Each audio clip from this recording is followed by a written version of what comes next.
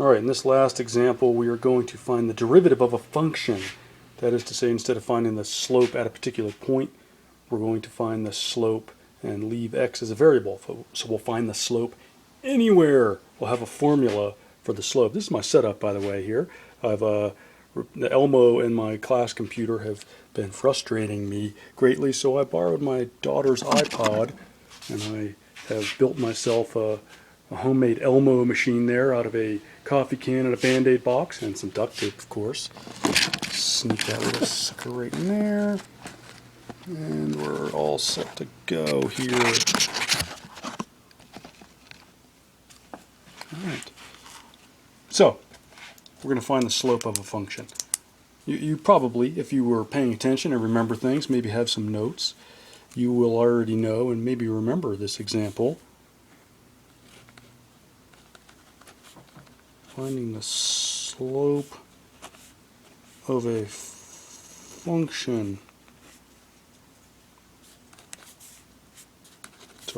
Slope of a function, also known as the derivative, sometimes called the first derivative, implying that there's a second, third, and fourth, as you may remember. And the function we're going to find here again, we're going to use the equation. Why is it equations are so handy for this? We'll find the derivative of this particular function here. Y is equal to x squared plus x. You may already in your head remember the shortcuts for finding that and know the answer. Awesome. In case you don't, let me rip through the algebra real quick. The derivative, which is denoted as y prime, is equal to, I'll put the definition here, limit, as h goes to 0, of the change, f of x plus h, in y, minus f of x, y2 minus y1, over x plus h minus x, I'm just going to write as h. Reference previous example. There's our definition. So now it's just pure fun algebraic grind here. This part you may remember because it was so much fun. Limit, we want to let h go to 0, but we can't. There's an h in the denominator. What do we do? Well, we panic. X plus h squared plus x plus h.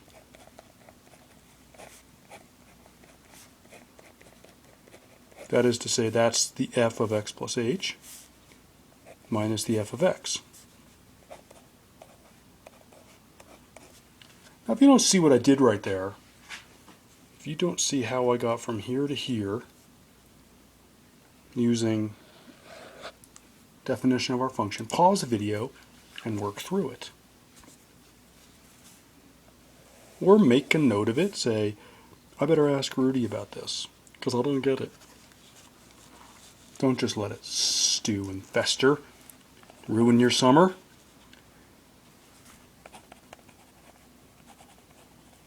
Limit as h goes 0, x plus h squared plus 2xh plus h squared plus x plus h minus x squared plus x all over h.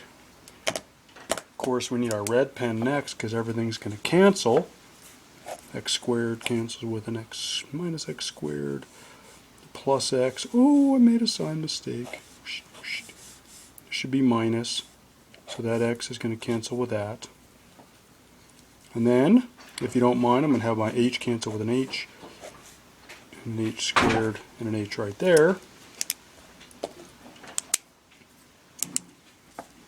If you can't keep up with my algebraic gymnastics, pause the video and do your own. So we got limit h goes to 0, x squared, that canceled, 2x, that h canceled, plus h, plus, what else canceled? 1, this h canceled here to be a 1, and that h canceled down there. There's my 1 from this. So then, now we can let h go to 0 It's easy. If h goes to 0, this whole limit, h goes to 0, 2x plus h plus 1 is equal to 2x plus 1, as you might have been suspecting.